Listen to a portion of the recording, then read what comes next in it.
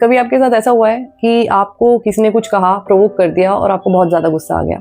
या फिर किसी ने कुछ भी बुरा कहा आपके बारे में और आपको उस चीज़ को लेके ना बहुत दिमाग में चीज़ें चली जा रही हैं, आपको बहुत बुरा लग रहा है कि उसने मेरे बारे में ऐसा क्यों कह दिया,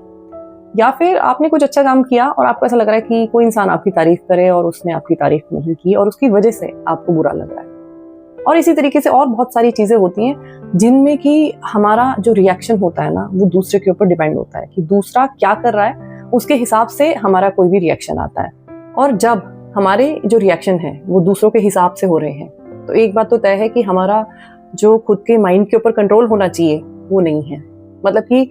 हमारा जो रिमोट कंट्रोल है ना वो हमने किसी और के हाथ में दिया हुआ है। जैसे ही वो कोई भी बटन दबाता है उसके हिसाब से हम रेस्पॉन्ड करते हैं। और अगर अब आपको ऐसा लग रहा है ना कि यार हम दुनियादारी में रहते हैं तो ये सारी चीज़ें तो होंगी ना, जब हम दो लोगों के बीच में रहेंगे तो हमें गुस्सा भी आएगा, हमें दुख भी होगा, हमें बुरा भी लगेगा, तो इसमें गलती क्या है, ये तो होगा ही। तो मैं आपको यहाँ पे एक चीज़ बताऊँ कि हमारे अंदर ना एनर्जी होती है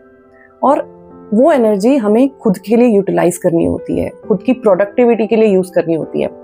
और जब हम इन सारी चीज़ों में पढ़ते हैं और बहुत ज़्यादा अगर हम टाइम दे रहे होते हैं इन सारी चीज़ों को कि दूसरा हमारे साथ क्या कर रहा है, हमारा अगर फोकस उसके ऊपर ज़्यादा जा रहा है, बहुत टाइम तक अगर हमारे दिमाग में ना यही चीज़ें घूमती रहती हैं दूसरों को लेके, तो वो जो हमारी एनर्जी होती है वो डिप्लीट होती जाती है, ख़त्म होती जाती है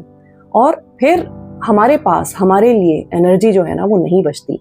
और यही कारण है कि आज के टाइम में ना हमें ऐसा लगता है कि हम बहुत थके हुए हैं, हम बहुत फैटीग्ड हैं, हमारा किसी चीज़ में मन नहीं लगता या हमारी प्रोडक्टिविटी नहीं आ रही। उन सब चीज़ों का कारण यही है कि हमने अपनी जो एनर्जी है ना वो दूसरों को ज़्यादा दे दी है, जितनी कि हमें देनी चाहिए ना उससे कहीं ज़्यादा हमने दूसरों को दे दी है। और मैंने भी ना अपनी पूरी ज़िंदगी इन्हीं चीज़ों में बिताई है।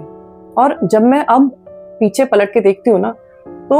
ऐसा लगता है कि क्या ज़िंदगी जी है मैंने। पढ़ाई कर ली, ये कर लिया, नौकरी कर ली, सब कुछ कर लिया, वो अलग चीज़ें हैं, लेकिन एज ए पर्सन मैंने क्या इवॉल्व किया है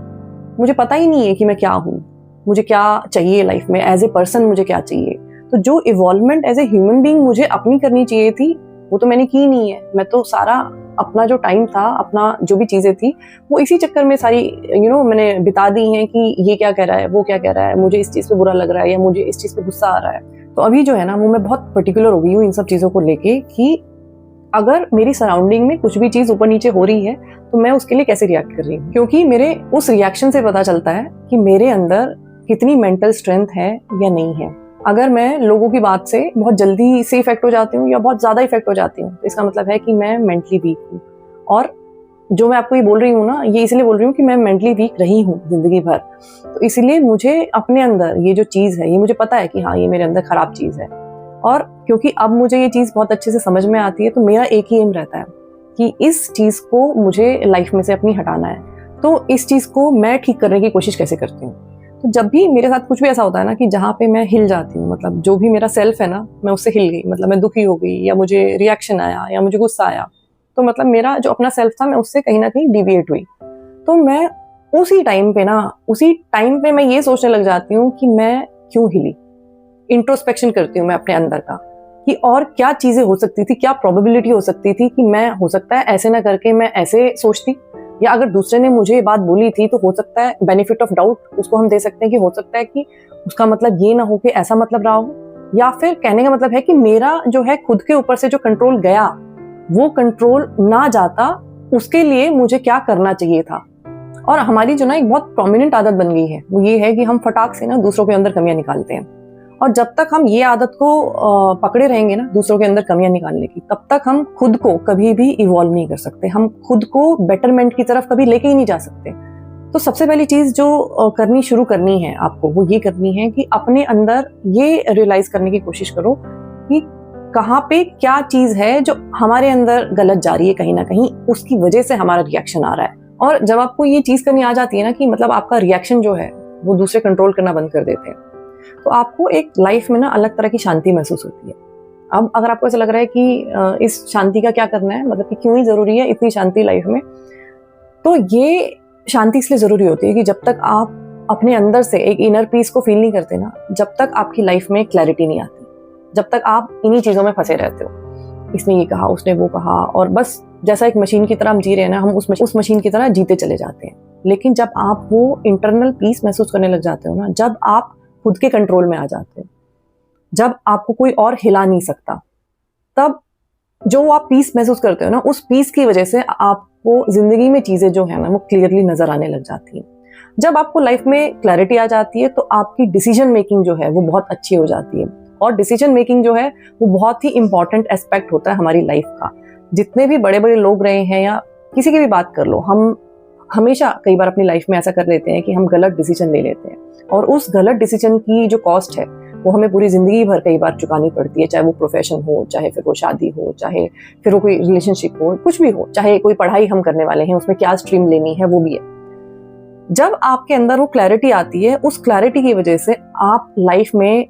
सही तरीके से डिसीजन लेने लग जाते हो। और वो जो सही डिसीजन लेने की एबिलिटी है, जब वो आप में आ जाती है तो वो एबिलिटी आपको कहीं से कहीं ले जा सकती है जिंदगी में। तो इसलिए वो शांति हमारे लिए बहुत जरूरी है। लेकिन जिस मोमेंट से मैंने दूसरों को इंपॉर्टेंस देना छोड़ दिया, खुद को इंपॉर्टेंस देना शुरू कर दिया, तो डेली मेरा यही काम रहता है कि मेरे अंदर क्या कमी है, मैं अपने आप को कैसे इम्प्रूव कर सकती हूँ। इस सिचुएशन पे मैंने कैसे रिएक्ट कर दिया, आज भी इतना सब कुछ पता होने के बाद भी मैंने कैसे रिएक्ट कर दिया, कहाँ मैं गलत हो गई। और जब हम खुद के बारे में ये सोचते रहते हैं ना, खुद को पॉइंट आउट करते रहते हैं, दूसरों को पॉइंट आउट ना करने के बदले ना, जब हम खुद को पॉइंट आउट करते रहते हैं तो रियल में हम जो है इवॉल्व करते हैं। रियल में हमारा जो खुद का सेल्फ है वो इम्प्रूव करता है। और वो जो हमारा इवॉल्व्ड सेल्फ होता है ना, वो हमारे साथ हमेशा रहता है। वो हमारी जिंदगी में जितने भी कुछ प्रॉब्लम्स आती हैं उनको फेस करने में वही सेल्फ हमारी मदद करता है।